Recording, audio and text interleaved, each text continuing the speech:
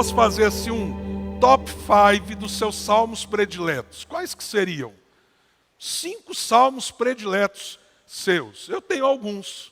Eu acho que eu consigo fazer no meu caso, né? O 126 é um salmo que marcou muito a minha vida. O 139, também o Salmo 27. Salmos que Deus usou em períodos específicos na minha vida e que estão no meu coração. Nesse top 5, com certeza, o salmo que nós vamos ler agora está presente. Salmo de número 46. Eu estava até tentando lembrar quantas vezes nesses quase 17 anos de Igreja Luz eu já preguei nesse salmo. Se eu não me engano, essa é a 4ª vez. Toda vez sermões diferentes. Mas é a 4ª vez em 17 anos que eu prego na Igreja Luz o Salmo 46. Vamos lá então? Salmo de número 46. Para o mestre de música dos coraitas, para vozes agudas, um cântico. Deus é o nosso refúgio, a nossa fortaleza, auxílio sempre presente na adversidade. Por isso não temeremos, ainda que a terra trema e os montes afundem no coração do mar, ainda que estrondem as suas águas turbulentas e os montes sejam sacudidos pela sua fúria. Há um rio cujos canais alegram a cidade de Deus, o santo lugar onde habita o Altíssimo. Deus nela está, não será abalada. Deus vem em seu auxílio desde o romper da manhã. Nações se agitam, reinos se abalam. Ele ergue a voz e a terra se derrete. O Senhor dos exércitos está conosco. O Deus de Jacó é a nossa torre segura. Venham, vejam as obras do Senhor, seus feitos estarrecedores na terra. Ele dá fim às guerras até os confins da terra. Quebra o arco e despedaça a lança. Destrói os escudos com fogo. Parem de lutar. Saibam que eu sou Deus. Serei exaltado entre as nações. Serei exaltado na terra. O Senhor dos exércitos está conosco. O Deus de Jacó é a nossa torre segura. Meus amados, nós estamos cercados cotidianamente de notícias que mostram um mundo em convulsão. Quando nós olhamos, por exemplo, para as questões climáticas e vemos o que tem acontecido em tantos lugares do mundo e às vezes, inclusive, muito mais perto da gente do que a gente imaginava. Terríveis secas, ou às vezes terríveis enchentes, ondas de extremo calor, ondas de extremo frio, fora os terremotos, vulcões. Nós estamos nos acostumando a ouvir essas coisas como se elas passassem a fazer parte da notícia diária, como se fossem coisas incorporadas simplesmente ao dia a dia, mesmo tão trágicas e tão terríveis. Mas não apenas aquilo que mostra o quanto o planeta, do ponto de vista biológico, climático, está afetado, mas também nós somos bombardeados todos os dias por notícias de conflitos, de guerras. Vejam só, hoje nós estamos aqui, domingo, 14 de abril de 2024, e o que aconteceu nessa madrugada? Todo um conflito que está se escalando ali no Oriente Médio. Ontem teve um novo e terrível capítulo. O ataque do Irã sobre Israel, lançando centenas e centenas de drones kamikazes, como também de artilharia mais pesada possível. E algumas nações de um lado, grupos terroristas também, unidos nesse propósito de afetar o Estado de Israel, mas do outro lado também, outras nações se erguendo e se conectando e se aliançando no sentido de proteção e assim por diante. E isso 6 meses depois de um conflito em que nós estamos vendo tantos e tantos palestinos morrendo, como vimos as atrocidades do Hamas naquele 7 de outubro do ano passado. Ou seja, se a gente parar para ver o noticiário, a sensação que a gente tem é que nós estamos imergidos num mundo caótico. E de fato estamos. De fato estamos. Quando a gente agrega a isso as questões econômicas, as angústias em torno da violência urbana e tantos outros fatores que mexem com a gente, mexem com o nosso cotidiano, com o jeito com que a gente anda na cidade, os horários, os locais que nós vamos e assim por diante. Isso tudo, então, cria uma atmosfera de uma pressão em que facilmente nós somos tomados pelo medo, pela ansiedade, pela sensação de impotência diante dos quadros que a vida apresentam para nós e que estão aí e que tantas vezes, às vezes acontecimentos tão distantes, acabam nos afetando aqui, não é verdade? Há pouco tempo mesmo eu fiz uma referência, quando estourou a guerra na Ucrânia, o combustível na bomba que você abastece lá no posto aumentou, e assim por diante. O dólar estourou o valor antes do ataque do Irã. Como é que vai ser amanhã? E aí vem a grande questão. Será que nós estamos entregues mesmo a essa situação aparentemente sem controle, caótica, em que previsibilidade é uma coisa quase impossível, porque nós não sabemos como vai estar amanhã o mundo, como estarão as nações, as sociedades, a nossa realidade pessoal, particular. E nós corremos um grande risco de sermos tomados pelo medo e pela desesperança, se nós não entendermos a diferença que existe quando Deus é o nosso refúgio, quando Deus é a nossa fortaleza. Porque esse salmo, ele nos mostra que, inclusive, estas realidades existem desde quando Adão e Eva, os nossos pais, pecaram.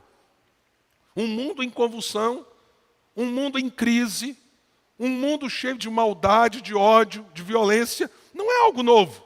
Como também um mundo em que a natureza que Deus criou, que deveria ser tão harmoniosa, ela mostra os seus gemidos, como diz Paulo em Romanos 8. A natureza geme, aguardando a manifestação dos filhos de Deus. Tanto é que o Salmo fala dessas coisas. Fala de montes se atirando, caindo ao seio do mar. Fala de águas que tumultuam, águas que estão turbulentas. Fala da violência, das nações que estão em conflito. Mas, ao mesmo tempo, esse não é o centro daquilo que o salmista está querendo chamar a nossa atenção. Ele está reconhecendo, o mundo em que vivemos é um mundo assim, mas há um grande contraste entre o que é o mundo e as experiências que, de certa forma, nós estamos sujeitos a elas na sociedade que vivemos, mas quem é o Deus que controla a história? Aquele que tem todo o poder e autoridade. E por isso esse salmo começa com aquilo que é o título da própria pregação dessa noite. Deus é o nosso refúgio. Ele é o nosso refúgio. Se Ele é o nosso refúgio, nós não estamos à deriva da sorte. Nós não estamos entregues simplesmente aos acontecimentos que estão aí, de certa forma, prejudicando e destruindo a vida de tantas pessoas. Nós não estamos, de fato, perdidos em tudo isso, ao contrário, porque nós fomos achados, porque nós fomos escolhidos e alcançados pela graça de Deus. Há uma realidade que nos cerca e que precisa ser a marca da nossa existência nesse mundo mau. Porque se você se entregou a Cristo e reconheceu a Jesus como seu único Salvador, você pertence a Ele. Você tem o Senhor como seu refúgio. E isso faz toda a diferença. Mas uma questão interessante. Que contexto provavelmente o salmista estava vivendo quando ele escreveu essas palavras? Esse salmo ele é tão marcante que, por exemplo, eu não sei se você sabe disso, mas alguns chamam ele de Salmo de Lutero. Lutero, como grande reformador, passou por muitos perigos. Ele, inclusive, passou por um sequestro, ele foi colocado, e por incrível que pareça, pelos amigos dele, que o sequestraram para que ele não fosse morto por causa da perseguição religiosa. E o esconderam numa fortaleza. Mas Lutero é conhecido como alguém que amava esse salmo, porque nesses momentos de muito perigo, de muita ansiedade, de ver ali, inclusive a própria possibilidade da morte, conta-se que ele cantava sistematicamente esse salmo como uma forma de aquietar o coração e lembrar as verdades que a gente não pode esquecer que estão aqui dentro. Por isso, o seu hino mais conhecido nasce da sua devoção ao Salmo 46. Vamos ver se alguém lembra que hino é esse? Castelo forte é nosso Deus, espada e bom escudo. Com seu poder defende os seus em todo transe agudo. De onde que ele tirou esse hino? Salmo 46. Foi a inspiração dele para escrever uma letra que tenha abençoado por séculos a vida de tantas pessoas. Mas olhando para o Salmo, qual é o possível contexto em que esse Salmo, que era também cantado na época, como inclusive está na introdução dele, foi escrito? Há uma concordância na maioria dos autores. Esse Salmo é mais ou menos do ano 701 ou 702, antes de Cristo, numa ocasião histórica específica. Naquela época, existia um grande império que estava assolando o mundo, o Império Assírio. O seu imperador de época era Senaqueribe. E a Síria já havia invadido a região da Palestina, na época em que o povo de Deus estava dividido em dois reinos. Se você estudar Velho Testamento, você vai ver que durante um bom tempo, o povo de Deus no Velho Testamento vivia no reino do norte, Israel, e no reino do sul, Judá. E havia dois reis simultâneos. Um, cuja capital de onde ele governava era Samaria, reino do norte, e abaixo, capital Jerusalém. Senaqueribe, ou melhor, os assírios já haviam tomado o reino do norte. Já haviam sitiado e destruído Samaria e levado o povo de Deus que morava no norte. Agora a Assíria volta com Senaqueribe e cerca Jerusalém para tomar aquela capital do reino de Judá, do reino do sul. E meus amados irmãos, a capacidade bélica do reino de Judá era muito, muito pequena perto do poderio do grande império assírio. Ou seja, do ponto de vista humano, era uma batalha perdida. Não havia o que fazer. Era se render, ver se não matava tanta gente assim e se entregar ao inimigo. E aí, se você, por exemplo, depois tiver a oportunidade de ler Isaías 37, você verá a arrogância dos assírios. Inclusive, eles, de uma maneira muito altiva, mandando dizer para o rei Ezequias: você confia nesse seu Deus? Você tem noção de quem está vindo contra você? Vocês serão destruídos. Olha que coisa terrível. E aí, quando a gente lê Isaías 37, nós vemos o próprio profeta Isaías, que estava vivendo aquela situação, receber da parte de Deus a palavra que ele deveria levar ao rei Ezequias e dizer ao rei Ezequias: ele blasfemou, foi contra mim. Sou eu que vou vencer essa guerra. Não tenha medo, Ezequias. Eu vencerei essa guerra. E aí, meus amados irmãos, a palavra do Senhor nos diz que o povo quebrantado em oração, em clamor, sitiado dentro da cidade, mas simplesmente esperando da parte de Deus alguma coisa, esse povo recebe uma notícia. Num dia cedo, bem pela manhã, começa a ver os detalhes aqui do Salmo. O Salmo diz o quê? Que o seu socorro, o seu cuidado vem cedo pela manhã. Entende? Porque há um contexto objetivo, prático, histórico. Bem cedo pela manhã, A Bíblia diz lá em Isaías 37, e o anjo do Senhor passou pelo acampamento dos assírios e matou 185.000 homens. E Senaqueribe voltou humilhado para a sua terra. Então esse salmo é a expressão de algo que não apenas, quero dizer, o salmista cria, mas é a expressão de louvor e a declaração daquilo que ele viu e testemunhou, que o Senhor é o refúgio, Ele é a fortaleza, Ele é o socorro bem presente nas tribulações. E ele escreve esse salmo numa estrutura muito simples. Os salmos, como canções, a maioria deles tem estrofes. E esse salmo é um salmo em 3 estrofes. Há 3 blocos poéticos nesse salmo, sempre terminando com a letra Selá, como um sinal de que aquele bloco agora então é substituído pelo outro, que é substituído pelo outro. E o que o salmista está enfatizando aqui para nós? São 3 verdades, uma destacada em cada uma dessas estrofes, que você não pode esquecer, meu amado, minha amada. São realidades para a vida daqueles que se refugiaram no Senhor.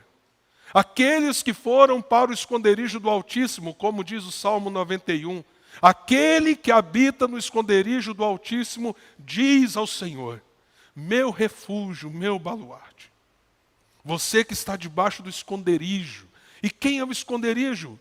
O esconderijo é aos pés da cruz. O esconderijo é você se voltar para Cristo. É você estar debaixo do governo dEle. É você caminhar com Ele como seu Senhor, seu Mestre. Como aquele que morreu e ressuscitou num sacrifício verdadeiro e poderoso para que você pudesse estar em Deus, caminhar com Deus, se relacionar com Deus, porque Ele é o caminho, a verdade e a vida. Você não pode andar com Deus sem Jesus, não há outra forma, não há atalhos, não há outros meios, os seus méritos não servem, as suas obras são ineficazes. É possível você estar em Deus, escondido nele, apenas se Jesus for o seu Senhor e Salvador. Mas se Ele é o seu Senhor e Salvador, qual é a sua realidade? Quais são as promessas para aqueles que têm Deus como refúgio?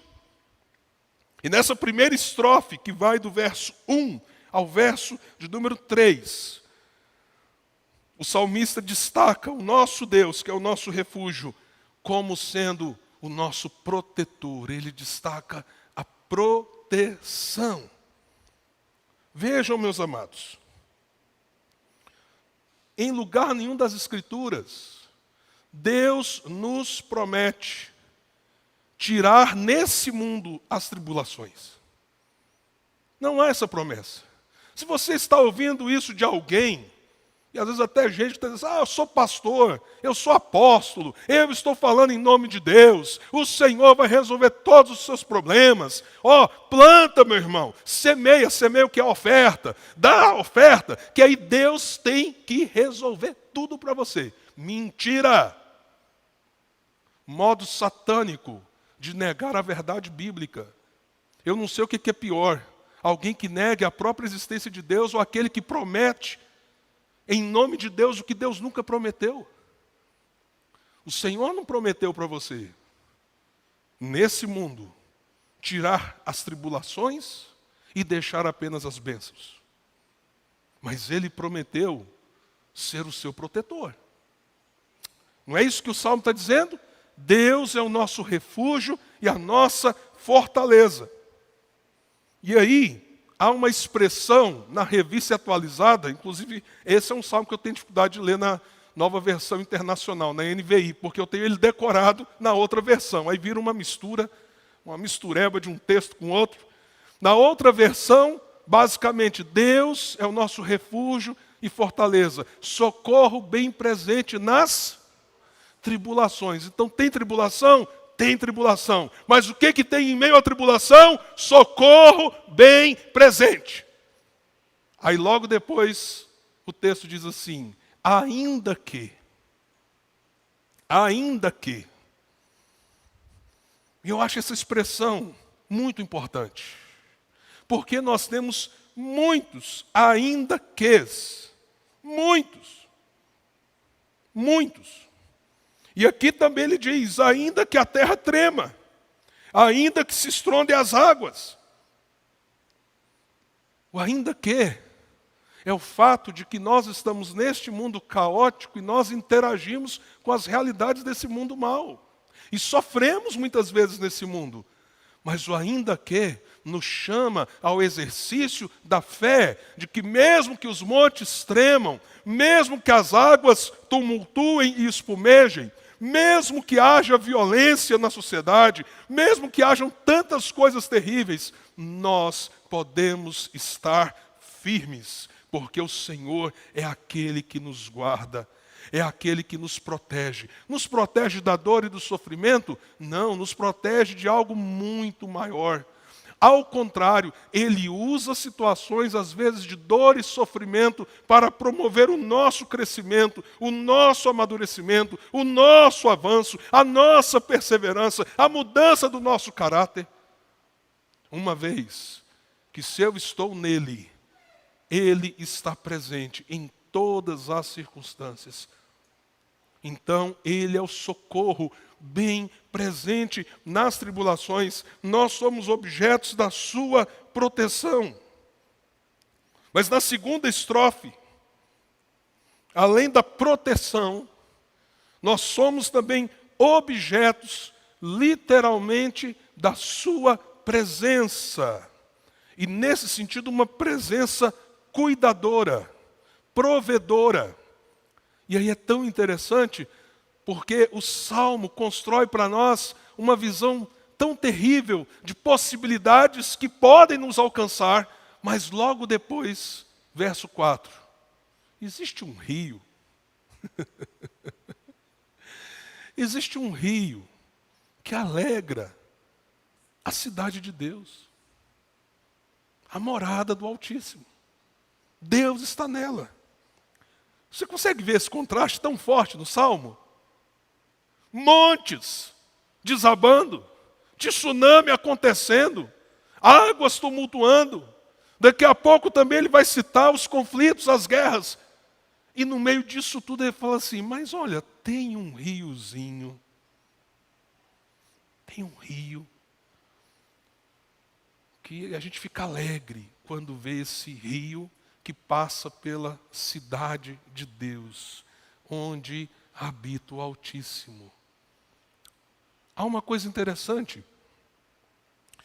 Jerusalém não tinha rios que passassem por dentro da cidade. Havia, como há, algumas fontes externas e fontes internas, mas não rio ou riacho. E Ezequias, para tentar minar as fontes para os assírios que cercaram a cidade de Jerusalém, ele tampou um ribeirão e várias fontes de água. Isso está lá em 2 Crônicas, capítulo 32. Ele toma essa atitude com o povo. E eles vão para dentro dos muros da cidade para se protegerem, enquanto não vem do Senhor o livramento. E aí o salmista faz aqui uma construção literária para gerar naqueles que iriam cantar a bênção da proteção, a perspectiva de que você pode estar na situação que for, mas Deus, Ele, diferente de todo o resto, Deus não se abala, Deus não é pego de surpresa, e em Deus há esse oásis de cuidado. De cuidado. De um lado, nos protegendo, mas do outro lado, nos oferecendo a bênção de estarmos ali junto às águas, confortáveis, consolados, sustentados pela mão do Senhor. Eu consigo entender por que Lutero gostava tanto de cantar esse salmo. Porque muitas vezes era a forma dele fazer esse movimento de ir para o rio que alegra a cidade de Deus. Você entende como isso envolve a nossa espiritualidade?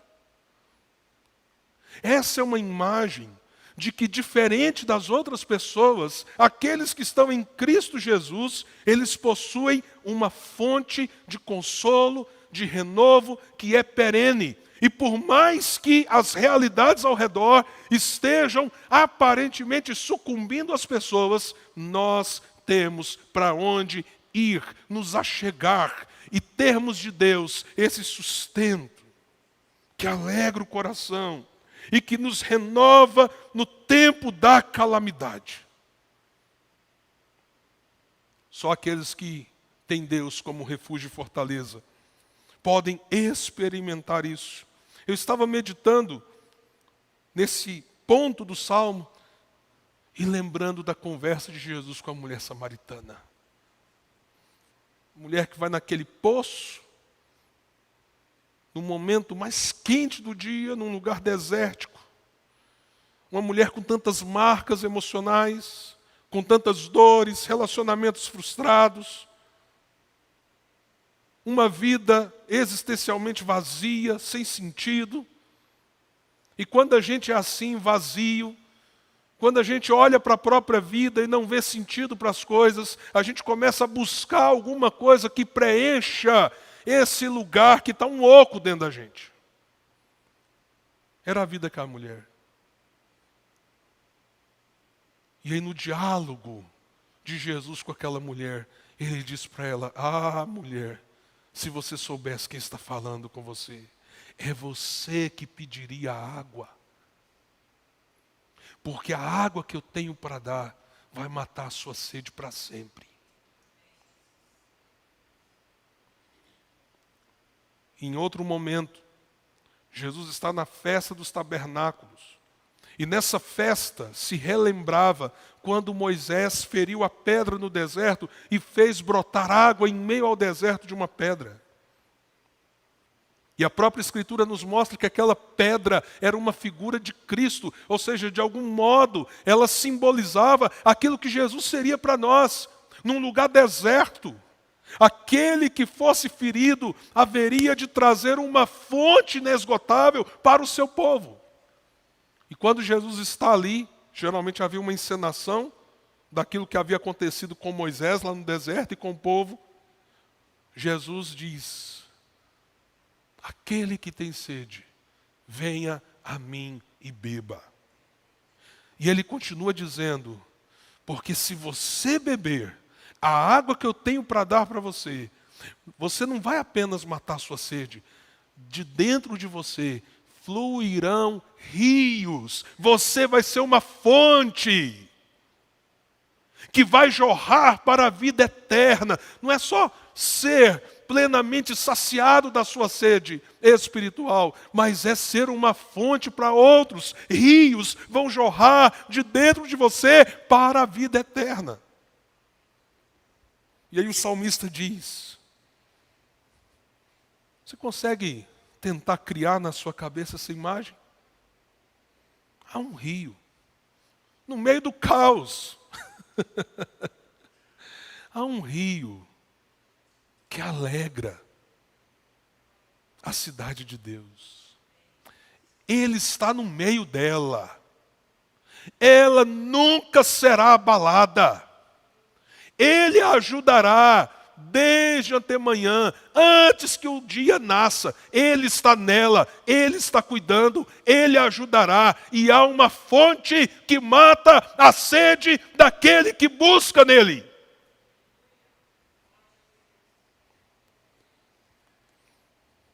Daí você entende, quando alguém não tem Deus como refúgio, como é terrível, como é árida a vida, à medida que você tem que lidar com o desespero desse mundo. E você não tem essa fonte. E você não tem essa fonte.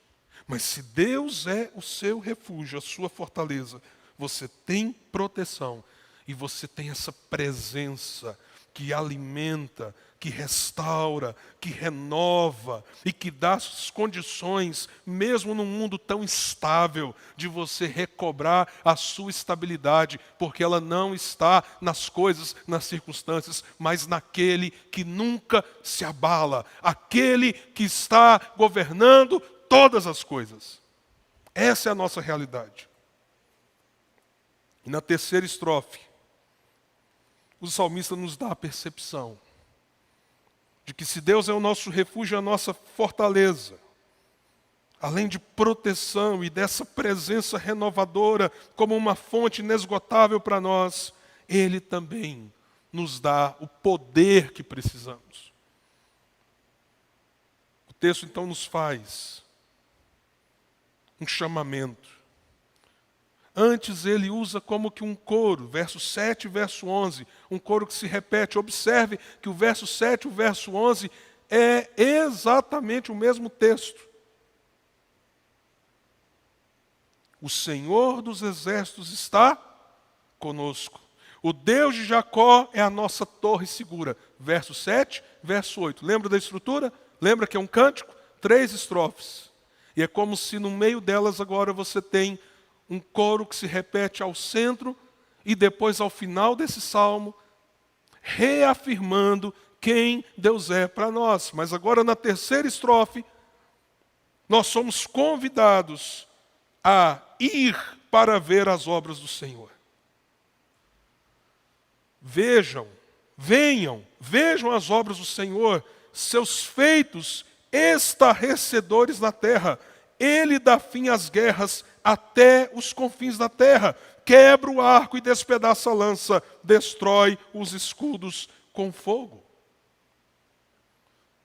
Nós somos chamados a rememorar e a ver, a testemunhar que nós servimos a um Deus que é o nosso refúgio e fortaleza, e além dele nos proteger e dele ser esse elemento de estabilidade, de renovo com a sua presença, ele também é o Senhor poderosíssimo. Poderosíssimo. É o Deus a quem nós servimos.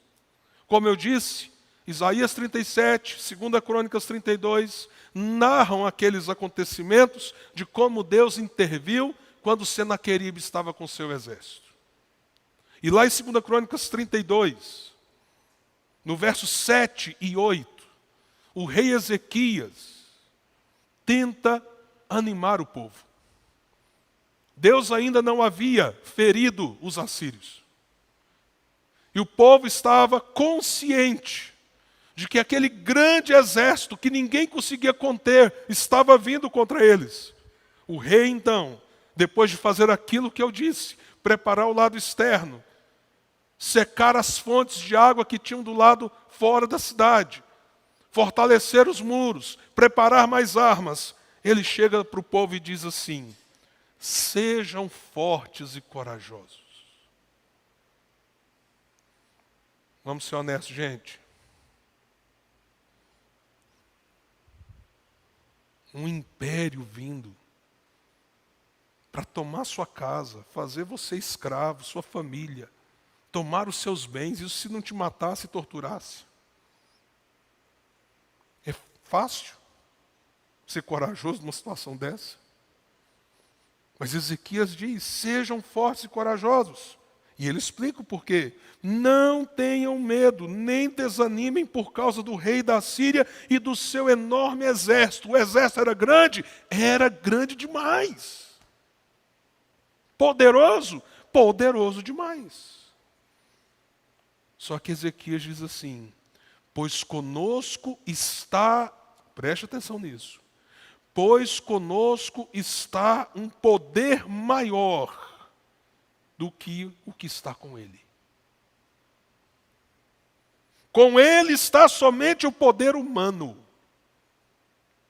Mas conosco está o Senhor, o nosso Deus, para nos ajudar E olha aqui, irmãos, que coisa tremenda. Pensa se você não está precisando ouvir isso e guardar isso no mais profundo do seu coração nessa noite. Para nos ajudar e para travar as nossas batalhas. Tem coisa que você não dá conta. Tem situação que se Deus não lutar no seu lugar, por você, travar a sua batalha, você já perdeu. Tem exércitos maiores do que a nossa força. Tem guerras que a gente passa que são maiores do que a nossa possibilidade de resposta. Mas se Deus é o nosso refúgio e a nossa fortaleza, Ele é o socorro bem presente nas tribulações, portanto, não temeremos. Senhor, essa guerra é tua, eu não consigo, eu não tenho poder. Senhor, tem gente muito mais poderosa do que eu, as situações são muito maiores do que eu, mas Senhor, o Senhor é o meu Deus, o Senhor é o meu refúgio, o Senhor é a minha fortaleza. O Senhor tem todo o poder nas mãos. Será que nós temos esquecido disso, irmãos? Será que nós temos nos esquecido a quem nós servimos, quem Ele é? E temos sido tomados pela ansiedade do nosso tempo, pelos medos que afligem a nossa geração, e com isso temos enfraquecido a nossa esperança e a nossa confiança. Porque se voltarmos para o Salmo, o salmista vai dizer algo que para mim, eu preciso repetir muitas vezes. Por isso você tem que ter uns textos na Bíblia, candidato a entrar no seu top 5, tá? Salmo 46, põe lá. Tem uns textos que a gente tem que dizer para a gente mesmo muitas vezes. Olha aqui, que coisa tremenda. Então venham e vejam, diz o salmista. Ele dá fim à guerra. Ele entra em guerra. Ele trava as nossas batalhas, como disse Ezequias. E aí, verso 10. Ah, irmãos, quem me conhece de perto sabe tanto que isso é difícil para mim. Olha aqui o que está dizendo. Parem de lutar. Eu sou bom de briga, irmãos. Por isso que eu apanho demais. Ah, como é difícil aprender. Como é duro aprender a simplesmente dizer, Senhor, eu não vou lutar. Eu vou me aquietar. Por quê? Porque está entregue para o Senhor essa batalha. Quem sou eu para tentar quebrar o arco, despedaçar a lança, queimar os escudos? Quem sou eu, Senhor? Então, se o Senhor não entrar nessa aí, Senhor, não tem chance. E aí Deus diz então, parem de lutar. Parem de lutar. Saibam que eu sou Deus. Serei exaltado entre as nações. Serei exaltado na terra. O parar de lutar é literalmente falar assim, Senhor, deixa eu sentar aqui na beira desse rio e me renovar e aguardar em Ti. Porque essa guerra, se for depender de mim, ela já está perdida. Trava essas batalhas por mim, Senhor, porque diferente de mim, o Senhor é poderoso e eu sou pequeno e frágil. Tem misericórdia de mim. E quem está nos chamando a isso, irmãos? O próprio Deus. Porque Ele nos promete proteção. Ele nos promete esse lugar de presença acolhedora. E Ele promete usar o seu poder sobre nós. Chegando à conclusão desta reflexão nesta noite. Lutero, que escreveu o hino Castelo Forte, baseando-se na experiência que ele tinha com esse salmo, É fabuloso o modo com que ele termina esse hino histórico. Ele termina assim, e os irmãos sabem que eu gosto muitas vezes de citar essa estrofe do hino Castelo Forte. Ele diz assim: de Deus o verbo ficará. O que ele está querendo dizer? Deus não se abala. De Deus o verbo ficará. Sabemos com certeza. E nada nos assustará se temos Cristo por defesa. Se temos de perder família, bens, prazer. Se tudo se acabar e a morte enfim chegar. Qual que é o finalzinho? Com ele reinaremos. Pode vir tribulação, mas nós estamos nas mãos do nosso Deus. É nas mãos dele que nós estamos. Por isso, meu querido, habite no esconderijo do Altíssimo. Pare de lutar. Entregue as guerras que você não dá conta. Senhor, estão nas tuas mãos. E quando o monte cair de um lado, tsunami vir do outro, e tal, e as nações se abalarem, lembre-se, o Senhor é o meu refúgio, o Senhor é a minha fortaleza, Ele é o socorro bem presente no meio das tribulações.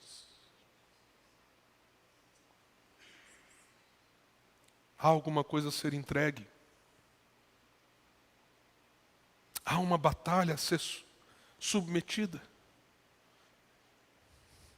Como aquela guerra com os assírios foi vencida?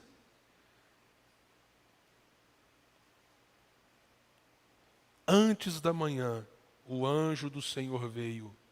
185.000 soldados vencidos. Quantas espadas Ezequias e o povo de Deus levantou? Nenhuma. Nenhuma. Às vezes a gente precisa que o anjo do Senhor venha para guerrear as nossas guerras.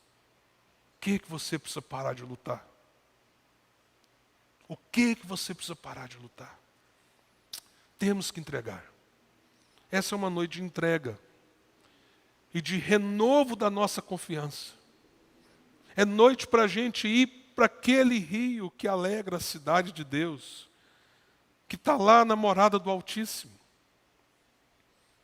É noite para a gente beber dessa fonte, aquietar a alma e dizer: Senhor, toma estas coisas e guia a minha vida, porque o Senhor é um Deus protetor, o Senhor é um Deus sustentador que está presente, o Senhor é um Deus que toma as minhas batalhas, porque o Senhor tem poder, o poder que eu mesmo não tenho.